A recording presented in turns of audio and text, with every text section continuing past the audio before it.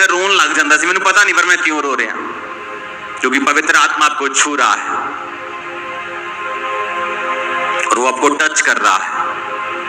मेरी लाइफ में भी हीलिंग इसी तरह हुई है। वो मेरे को छूता था, मैं मीटिंग्स में जब जाता था, छोटी छोटी सभाएं होती थी जब, तो इतना मसा मेरे को टच करता, मैं बहुत गिरता था। मैं दुष्ट आत्मा की वजह से नहीं। लोग सोचते हैं कि जिनमें दुष्ट आत्मा होती वो गिरते हैं, ऐसा नहीं है।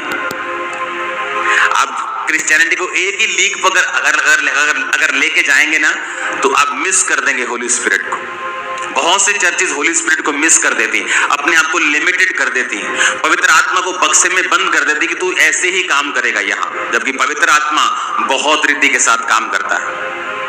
इसलिए तो नमान कोड़ी समझ नहीं पाया था, कहता ले मैं तो सुनिया सी हाथ रख के प्रार्थना कर दे, मैं आया दे ये बाहर तक नहीं निकलिया परमेश्वर का नबी, और परमेश्वर के नबी ने अंदर से कह दिया जा और यर्दन नदी में 7 डुबकियां मार तो तेरा कोढ़ ठीक हो जाएगा। तो कहता कि मेरे देश की नदियां तेरे यर्दन नदी से कहीं अधिक साफ और सुंदर और बड़ी अच्छे पानी वाली है, पीने वाले पानी। तेरी तो नदी तो कीचड़ वाली है। तो वापिस जा रहा है गुस्से से,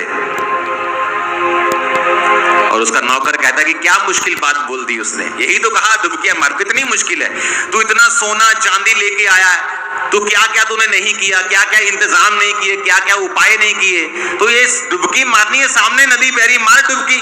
और लिखा जब 7वीं डुबकी मारी तो कोढ़ ठीक हो चुका था। तो कई बार हम अपने तरीके से पवित्र आत्मा को चलाने की कोशिश करते हैं कि मुझे ये नहीं करना, मुझे ये नहीं करना, मुझे तेल नहीं लगाना, मुझे ये नहीं करना। पवित्र आत्मा जानता है किस रीति से काम करना है, उसे सिखाओ मत, उससे सीखो। जब आप उससे सीखेंगे आप और बढ़ेंगे, नहीं तो आप अपने आप को लिमिटेड कर लेंगे। अगर आपकी कैपेसिटी 10 लीटर की है तो परमेश्वर आपको 15 लीटर नहीं देगा। वो आपको भी नाश नहीं करेगा और अपनी बरकत को भी नाश नहीं करेगा। इसलिए प्रभु ने कहा था कि अगर दाख का रस नई मश्क में भरा जाएगा तो दाख का रस भी बचा रहेगा और मश्क भी बची रहेगी।